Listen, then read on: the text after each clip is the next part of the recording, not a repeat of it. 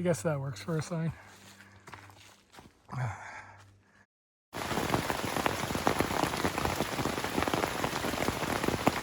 And welcome to the morning after.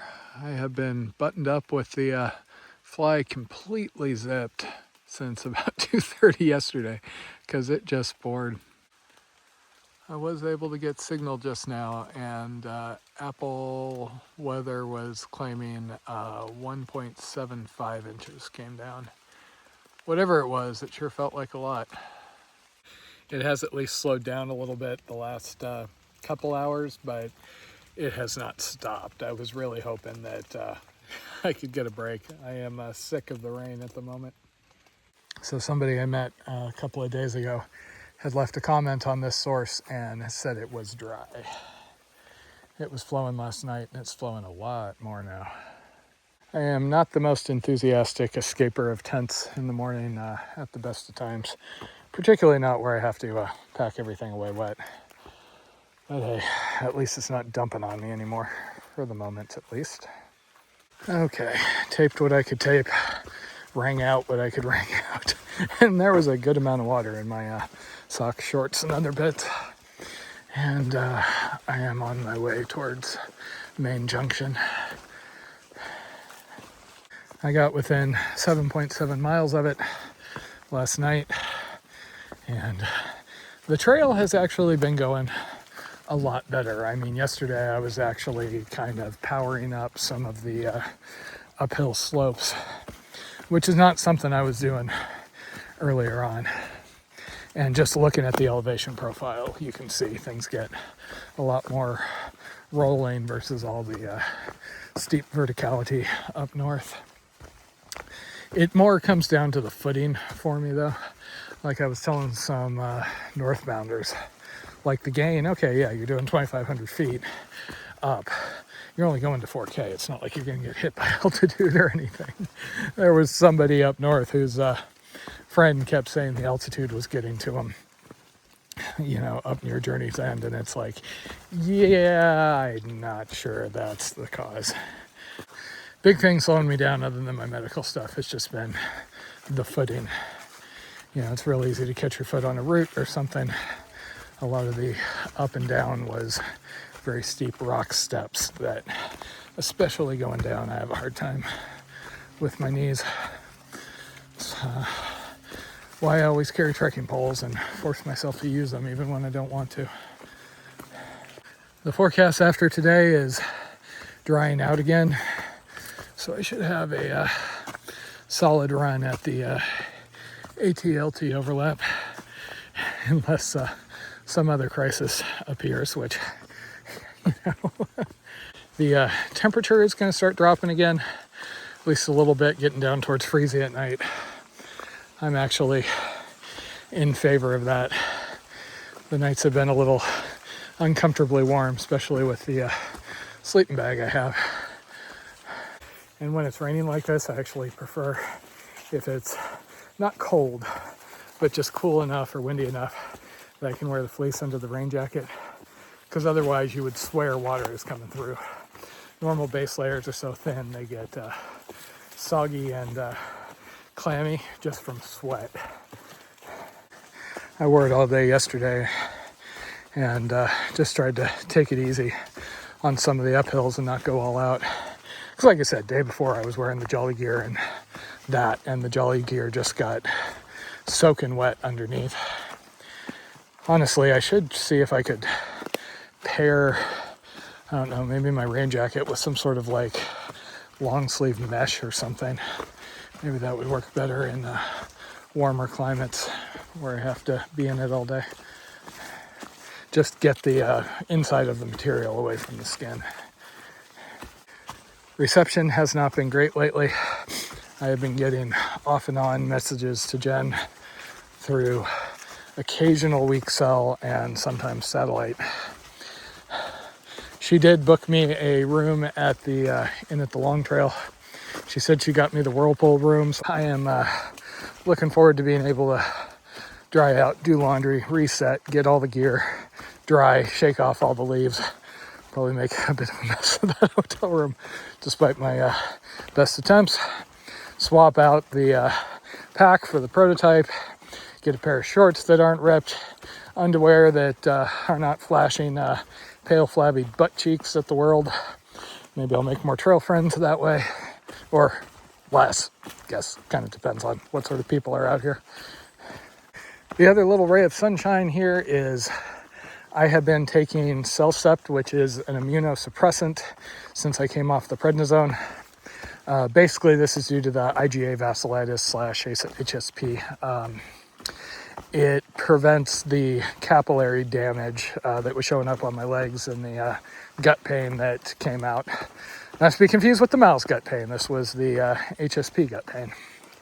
So I have been taking 3 horse pills twice a day, so 1,500 milligrams of this Cellcept stuff. It's not really noticeable, but I've been lucky. I've never had to take regular medication all my life, and so I take it kind of hard when I have to do anything sustained. When I was doing a handful of pills a couple of times a day, right after I got out of the hospital when they were trying to figure out what was going on and had me on, all sorts of stuff, I took it kind of bad. So I was told I could ramp down. Initially, I tried to ramp down. I think during one of the Sierra things, I started to get dots on my feet. I contacted the rheumatologist. He said, go back to your full dose and take prednisone for 2 days. I ignored him on the prednisone because unless I'm having like severe gut pain or there is a serious reason, I did not want to go back on that stuff. Not only can I not hike due to, potential injury, the psychological effects of that stuff, particularly on me, who I have pretty severe mental health struggles, really was not easy to take. So I am carrying prednisone in case something happens and basically the gut pain comes back, because they put me on it as an alternative to having me on heavy doses of opioids, but it is kind of the last resort.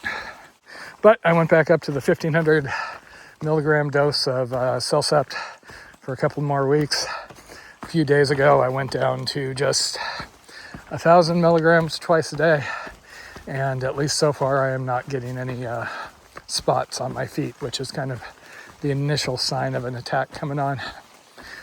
I'll get these little spots, and then they would grow to these big, ugly, like splotches.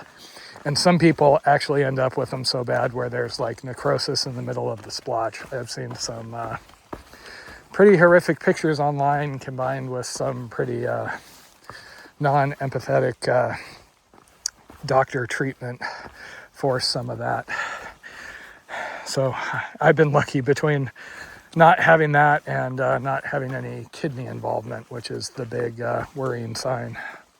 The big reason that I am happy about being able to ramp down is, for most people, the IgA vasculitis HSP is temporary. It happens for a couple of months and then it goes away. It is possible to have a reoccurrence. I've seen things that say a third of people have some sort of reoccurrence, but it is not chronic. However, there are people where it is a chronic thing that you basically have to manage for the rest of your life. And I am really hoping I don't fall into that bucket here. People who have been following me or haven't seen me for a while keep giving me a lot of sympathy for the gut surgery and the hospitalization mouth stuff. And that was pretty horrific, and particularly considering what I have friends going through lately. That was really dark and really scary, but the recovery from that was pretty immediate after the surgery. And I would, like I was telling somebody the other day, if it was just the mouth thing, if it was just the surgeries, I would have been on the Yukon and I would be out in Nevada somewhere, finishing off the American Discovery Trail at the moment. It was really the HSP that became unmanageable and killed the summer season for us. And the double whammy of having that like sudden scary onset right after I'd had very similar gut pain, combined with, again, the kind of mental aspects of, and physical, of being on prednisone for 2 months. The muscle wastage, the loss of endurance, all that. The IgA vasculitis was way worse than Mal's in the end.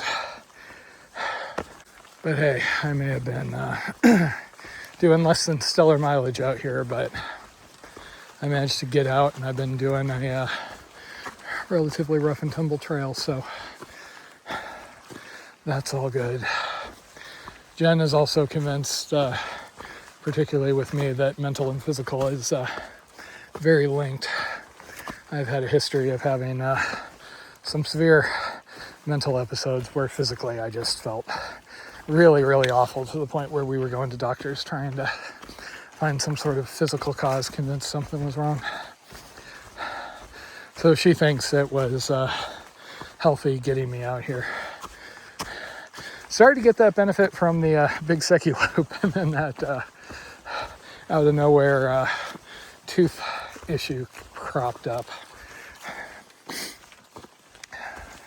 So too early to celebrate that things are done with, but at the very least there are positive indicators, which that's all you can ask for. Some days, weeks, months, years, lifetimes. There have been a handful of blowdowns out here. I would tend to classify it like the guys yesterday, at least so far, not being too bad.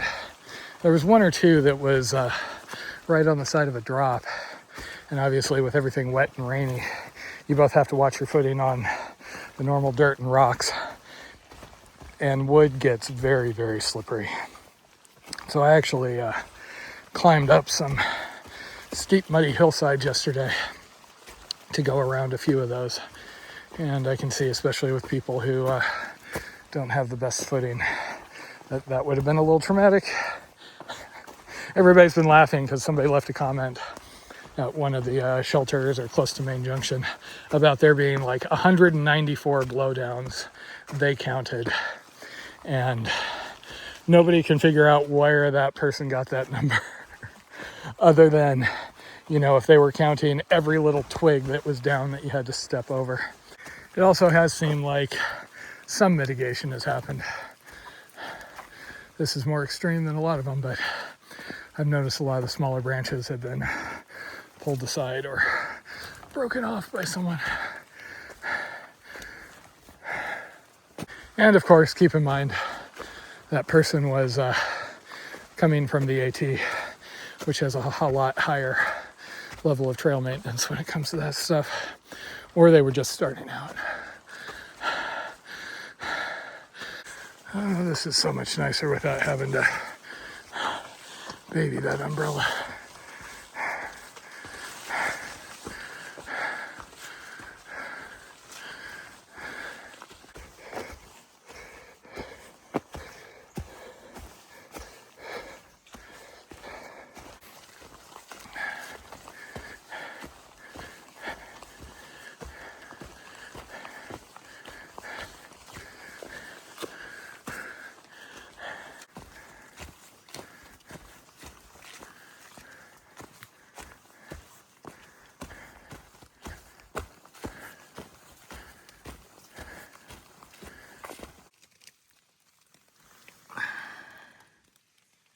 Hey, guy. It has been raining off and on, but just little spitty stuff. I did check another weather forecast when I had reception up on that hill. Looks like rain this afternoon, and now it's saying some rain tomorrow, so maybe the storm isn't passing as quick as it was supposed to.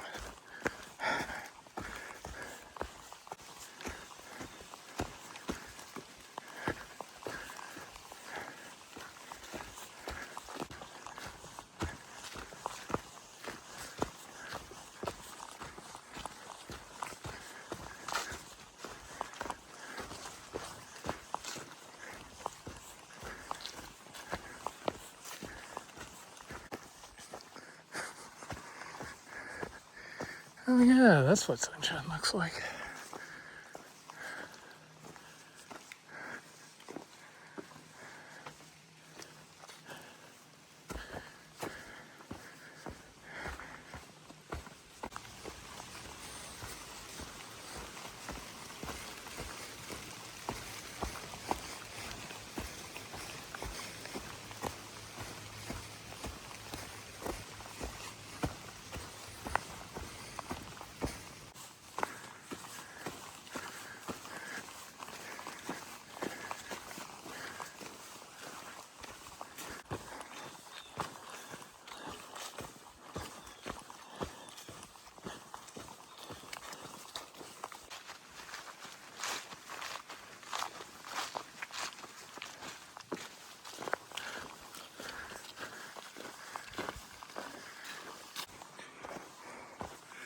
So the worst of the blowdowns was indeed that part right after Telephone Gap that I went through in the heavy rain.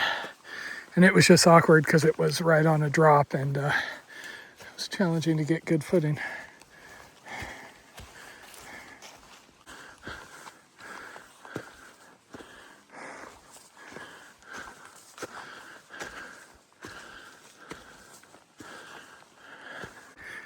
And this is the last of the LT specific shelters.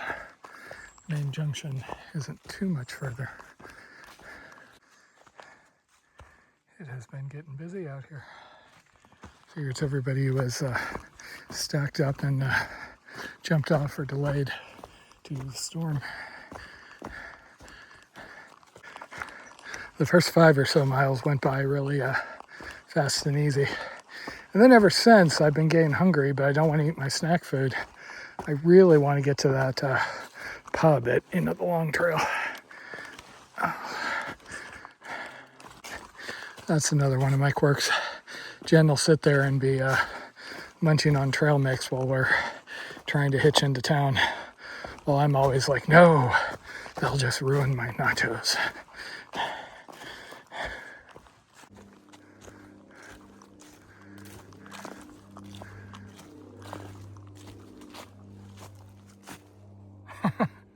I guess that works for a sign.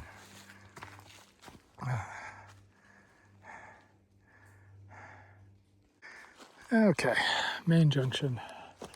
In addition to the Long Trail and the Appalachian Trail coming together here, it is the terminus of the North Country that I'm hoping to do year after next, 3 years from now. Year after Europe is current plan. So I'm actually going to go a little bit north on the Appalachian Trail. There is some sort of a cut down trail that drops straight down to End of the Long Trail. Though I'll probably retrace my steps and come back through here. There is a shortcut trail that will rejoin with the AT Long Trail, but I'd start feeling wimpy if I started doing stuff like that. Oh, Tater friend.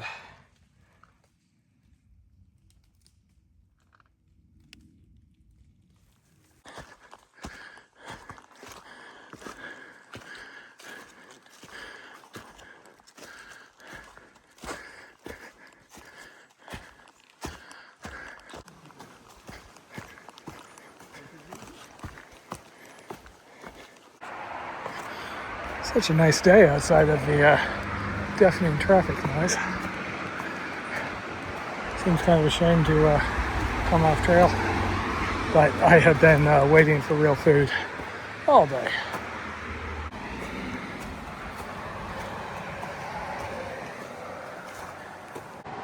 And yeehaw. We were here in 21, we resupplied, but sent a box here, but didn't stay. I'm not even sure we ate. Also, the AT is the only place that's this damn weird about not bringing packs inside, I swear. Okay, that went well. Packages acquired, and that is okay. The only bummer is food doesn't open for an hour and a half, but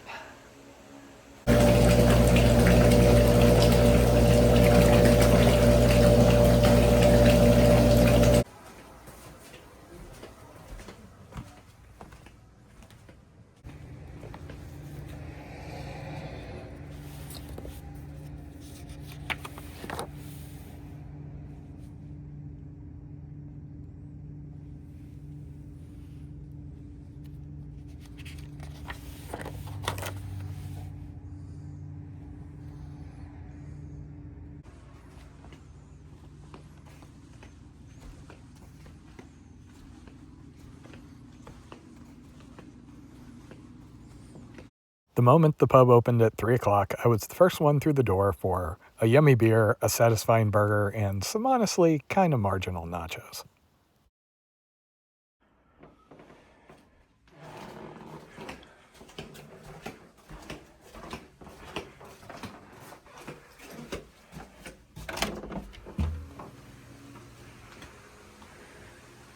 This place does actually have laundry, and I was able to wash everything, but I somehow managed to miss a pair of socks, so I'm doing one pair the old-fashioned way. Hard part's drying because no AC. Okay, managed to eat, get everything washed. The tent is currently drying off still in the bathtub though because of all the leaves and everything. I have switched to a new pack. My old pack is boxed up and I'm going to go drop it off at the post office. I'm going to have to bus over there and back, which will give me an excuse to get to an outfitter and get a new filter and some fuel. And then I can get moving again for the easy part of this trail.